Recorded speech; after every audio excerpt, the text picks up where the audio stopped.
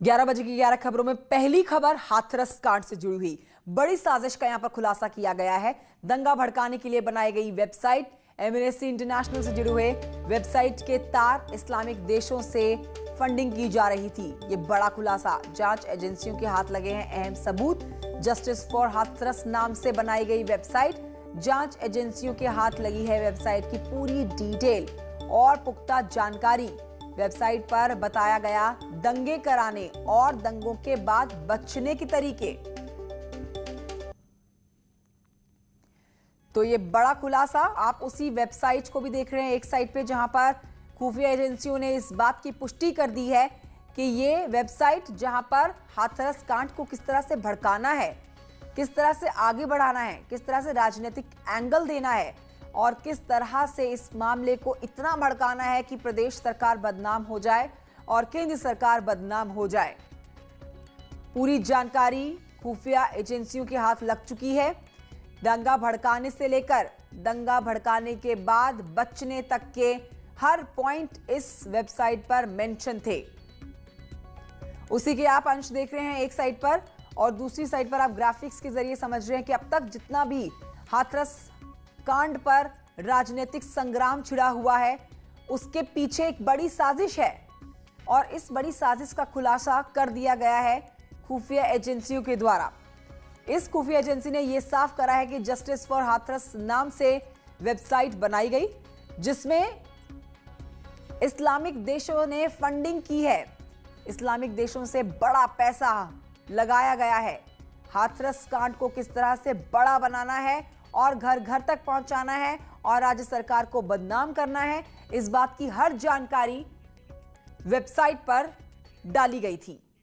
तो वहीं हाथरस में मुख्यमंत्री योगी आदित्यनाथ ने नाम लिए बिना ही विपक्ष पर निशाना साधा है।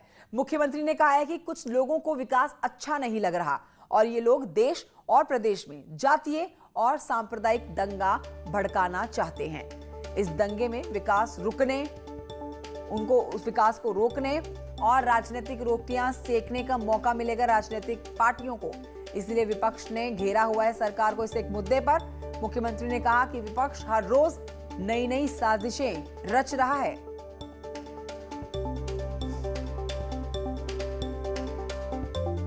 इसे विकास अच्छा नहीं लग रहा है।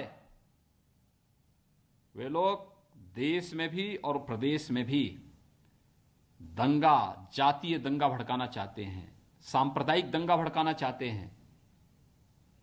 इस दंगे की आड़ में विकास रुकेगा, इस दंगे की आड़ में उनकी रोटियां सेकने के लिए उनको अवसर मिलेगा। इसलिए वे नित्य नए षड्यंत्र करते रहते हैं और इन सभी षड्यंत्रों के प्रति पूरी तरह आगाह होते हुए हमें विकास की इस प्रक्रिया को तेजी के साथ आगे बढ़ाना। और आइए सीधे रुख करते हैं हमारे सहयोगी शबाब लखनऊ से हमारे साथ इस समय लाइव मौजूद हैं, उनसे इस पूरी खबर पर और अपडेट ले लेते हैं। शादाब, दो चीजें हैं, एक तो मुख्यमंत्री योगी आदित्यनाथ का कहना कि विपक्ष यहां पर पूरी तरह से अपना जो गुस्सा दिखा रहा है, एग्रेशन दिखा रहा है, वो सिर्फ इसलिए क्योंकि उसको विकास जो है जो यूपी में हो रहा है वो बर्दाश्त नहीं हो रहा है। दूसरी तरफ जो वेबसाइट का खुलासा हुआ है उस खुलासे में बड़ी बात सामने आई है कि यहां पर राज्य सरकार को, केंद्र सरकार को बदनाम करने की कोशिश की गई थी। दंगा भड़काने, दंगे के भड़कने के बाद खुद को पुलिस से बचाने, हर बात की जानकारी इस वेबसाइट में डाली गई थी। क्या अब जो खुफिया एजेंसी इस पूरे मामले पर और अपनी जांच आगे बढ़ा रही है, कोई और पुख्ता जानकारी हाथ लगी हो, कोई पॉलिटिकल एंगल इस वेबसाइट के थ्रू जुड़ता हुआ नजर आ रहा हो, क्या जानकारी है? देखिए, अभी जो शुरुआती जांच है उसमें किसी भी तरीके की डिटेल को सार्वजनिक करने से मना किया गया है, लिहाजा खुफिया एजेंसियां अपना काम कर रही हैं। लेकिन जो हमारे सूत्र हैं वो इस बात को बता रहे हैं कंचन कि कहीं ना कहीं इस पूरे प्रकरण में, वेबसाइट के प्रकरण में कई बड़े संगठन जो हैं उनके भी नाम सामने आ रहे हैं और इसमें कई राजनीतिक पार्टियों के बड़े नेताओं के भी नाम जो हैं वो खुलासे हो सकते हैं, ये भी खबरें हैं। हालांकि इस वेबसाइट में फंडिंग किस तरह से इस्लामिक स्टेट से हो रही थी, इस बात की जांच पड़ताल की जा रही है। इसके अलावा उत्तर प्रदेश के कई बड़े जिलों में जो खुफिया एजेंसियां हैं, जो एक्सपर्ट्स हैं, वो छापेमारी कर रहे हैं, ये भी खबरें हमारी सूत्र बता रहे हैं। तमाम जगहों पर बहुत तेजी के साथ जो छापेमारी चल रही है, तमाम लोगों को रडार पर लिया गया है। कुछ लोगों से भी पूछताछ, इस वेबसाइट से जुड़े हुए लोगों से पूछताछ जो है वो खुफिया इंटेलिजेंस जो हैं वो कर रही हैं। तो कहीं ना कहीं इस वेबसाइट के खुलासे के बाद से ही हड़कंप मचा हुआ है और जिस तरीके का कंटेंट इस वेबसाइट पर उपलब्ध था कंचन, वो बहुत सारे शक या सवाल पैदा करता है। लिहाजा इस वेबसाइट मतलब को कहां शबाब से जो संचालित किया जा राज्य रहा था, सरकार क्योंकि की तरफ से कल खासकर जैसे ही मुख्यमंत्री योगी आदित्यनाथ एक्सपर्ट की तरफ से जो बात एकदम ठोक बजा के कही जा रही है, जो स्टेटमेंट दिए जा रहे हैं कि यहाँ पर राजनीतिक पार्टियां, विपक्ष जो है नई नई साजिशें रच रहा है, नई नई योजनाएं बना रहा है कि कैसे इस मुद्दे को और भड़काना है और आग बढ़ानी है ताकि इस आग की चिंगारी जो है देश के कोने कोने तक पड़ जाए। इसका मतलब राजनीतिक शय के बिना, पॉलिटिकल पार्टी, आप ही खुद बता रहे हैं कि राजनीतिक बड़े संगठनों के बिना इस तरह का वेबसाइट के ऊपर मोर्चा नहीं खोला जाता, दंगा भड़काने को लेकर और दंगे से खुद को बचाने को लेकर। और देखिए, ये सारी अभी जांच के विषय हैं। मैंने आपसे क्या कहा, जैसा कि मामले की जांच पड़ताल चल रही है, उसमें सारी चीजें क्लियर होंगी कि किस तरीके के लोगों का इसमें इन्वॉल्वमेंट था। लेकिन कल देर शाम जैसे ही इस वेबसाइट के बारे में जो है खुफिया एजेंसियों को पता चला और इस वेबसाइट पर जैसे ही काम शुरू हुआ, उसके बाद जो लोग वेबसाइट चला रहे थे उनको इस बाबत पता चला कि जांच एजेंसियां उनकी वेबसाइट को रडार पर ले चुकी हैं, उनकी वेबसाइट पर जांच पड़ताल बिठाई जा रही है। लिहाजा उसके फौरन बाद इस वेबसाइट को बंद कर दिया गया। अभी वेबसाइट ब्लॉक है, लेकिन उतनी देर में जो खुफिया एजेंसियां थी उन्होंने इस वेबसाइट के स्क्रीनशॉट्स लिए हैं, तमाम कंटेंट को वहां से उठाया है कि किस तरीके का वहां पे मटेरियल पड़ा हुआ था, जो हमारे दर्शक अपने टीवी स्क्रीन पर देख भी पाएंगे कि किस तरीके से उस पर मटेरियल डाला गया था, कहां कहां प्रदर्शन इस हाथरस से जुड़े हुए मामलों पर होना था, उसकी तमाम डिटेल्स उस पर डाली गई थी। तो कहीं ना कहीं संदेह जो है वो बहुत गहरा होता जाता है। कंचन, फिलहाल खुफिया एजेंसियां बहुत अलर्ट मोड पर जांच पड़ताल कर रही हैं, पूरे प्रदेश भर में छापेमारी की जा रही है, बहुत सारे लोगों से पूछताछ की जा रही है और किस तरीके का इसमें कनेक्शन लोगों का निकल कर आता है, ये जो है वो जब ये जांच पड़ताल पूरी हो जाएगी उसके बाद ही जो बैरिगेटिंग उनके सामने हो रखी होती है उसको क्रॉस नहीं कर सकती हैं और सारी इंफॉर्मेशन भी वो मीडिया के साथ शेयर नहीं कर सकती हैं। लेकिन जो इस्लामिक देशों की फंडिंग की बात सामने आ रही है, क्या उस पर आपके सोर्सेस के थ्रू जानकारी मिली हो कि कौन कौन से वो पर्टिकुलर देश हैं जहां से इस तरह से दंगा भड़काने को लेकर फंडिंग हो रही थी?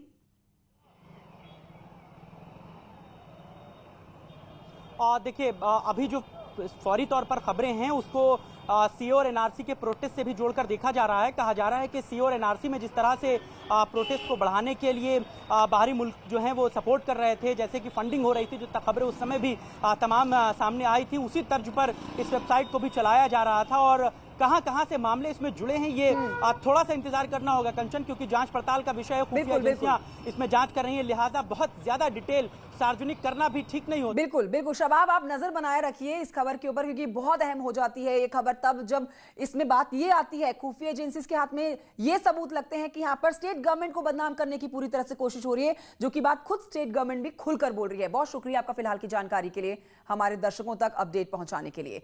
तो आपको बता रहे हैं हाथरस कांड में ये खुफिया एजेंसियां जिसने डंके की चोट पर इस बात का खुलासा किया है कि कुछ इस्लामिक देश हैं जो कि फंडिंग कर रहे हैं। वेबसाइट बनाई गई थी जहां पर हर एक बात की जानकारी दी गई थी, हर एक तरीके से ट्रेन करने की कोशिश की गई थी कि कैसे दंगा भड़काना है और कैसे दंगे से खुद को बचाना है।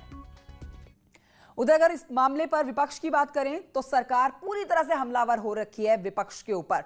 बीजेपी ने साफ किया है कि साजिश करने वाले बख्शे नहीं जाएंगे। हाथरस की घटना पर साजिश है तो हाथरस की घटना ने तूल कब पकड़ा? जब उस बेटी की डेड बॉडी को रात में जला दिया गया, तो जलाया किसने?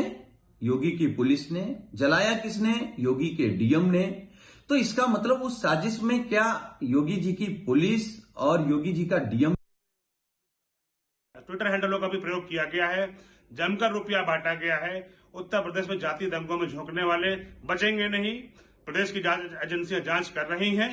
निश्चित रूप से उन लोग चेहरों को बेनकाब किया जाएगा और कड़े से कड़ा दंड दिया जाएगा जिन्होंने प्रदेश की छवि खराब करने के लिए, देश की छवि खराब करने के लिए इस तरह की फंडिंग करी है और तमाम तरह का षड्यंत्र रचा है।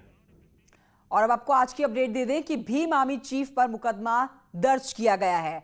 आरएलडी नेता जयंत चौधरी पर भी मुकदमा दर्ज हुआ है। न सिर्फ आरएलडी के नेता बल्कि आरएलडी के 300 कार्यकर्ताओं के खिलाफ भी मुकदमा दर्ज किया गया है। चंद्रशेखर रावण समेत 400 कार्यकर्ताओं पर एफआईआर दर्ज हो चुकी है। चंद्रशेखर रावण ने कल पीड़ित परिवार से मुलाकात की थी।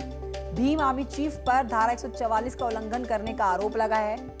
सासनी कोतवाली में दर्ज किया गया है मुकदमा।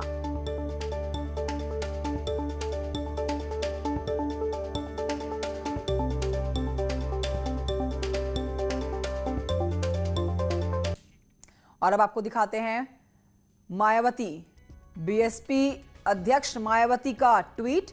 विपक्षी नेताओं और लोगों के साथ पुलिस का लाठीचार्ज, जिस पर सरकार की निंदा कर रही हैं। अति निंदनीय और शर्मनाक है। सरकार अपने इस अहंकारी तानाशाही वाले रवैये को बदले। तानाशाही रवैया सरकार को बदलना चाहिए, वरना इससे लोकतंत्र की जड़ें कमजोर होंगी। तो विपक्षी नेताओं और लोगों के साथ पुलिस का लाठीचार्ज शर्मनाक है। बीएसपी अध्यक्ष मायावती का ट्वीट।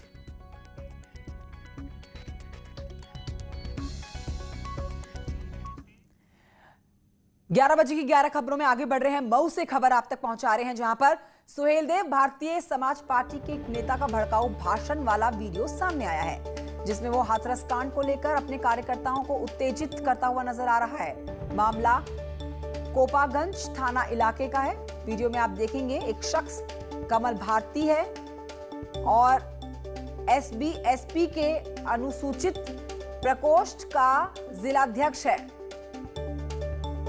आनंद मेरे सहयोगी और जानकारी के साथ इस खबर पर मौजूद हैं। आनंद, ये हम वीडियो अपने दर्शकों को दिखा रहे हैं, बताइए इस वीडियो में क्या है और क्या इस वीडियो में भड़काऊ भाषण दिया गया है? जी, आपको बता दें, ये भारतीय सुहेलदेव पार्टी के हैं, अनुसूचित जाति के जिला अध्यक्ष है और इनके द्वारा कल ये वीडियो वायरल हुआ है। जो ये एक हाथरस कांड पे ये वहाँ पे पंचायत बैठी थी, जहाँ पे ये बोल रहे थे और उसी समय गलत शब्दों का प्रयोग किए हैं, जिसको एसपी ने संज्ञान लेते हुए मुकदमा दर्ज कर टीम गठित कर इनको तलाश जारी कर दिया गिरफ्तारी के लिए। जी ठीक है आनंद, शुक्रिया आपका जानकारी के लिए। 11 बजे की 11 खबरों में अगली बड़ी खबर जो है वो नोएडा से है। ट्रक पलटा है यहाँ पर और ट्रक पलटने से जाम लगा है। एक्सप्रेसवे की घटना है जहां पर पलटा है धान से लदा हुआ एक ट्रक पलटने से भीषण जाम लग गया। एक्सप्रेसवे पर लगा 5 किलोमीटर लंबा जाम। महामाया फ्लाईओवर पर लग गया भीषण जाम और जाम खुलवाने में पुलिस जुटी हुई है। लंबा चौड़ा जाम लग गया है, 5 किलोमीटर का लंबा जाम। सोचिए जो लोग जाम में फंसे होंगे, भारी दिक्कतों का सामना उनको करना पड़ रहा होगा। कड़कती तेज धूप, जिसके बीच में गाड़ियों की लंबी लंबी कतारें लग गई हैं। ये ओवरलोडेड ट्रक धान का जो पलटा है और घटनास्थल की आप तस्वीरें जो देख रहे हैं। ट्रैफिक को कंट्रोल करती हुई ट्रैफिक पुलिस और जल्द से जल्द इस भरे हुए धान से ट्रक को साइड करने की कोशिश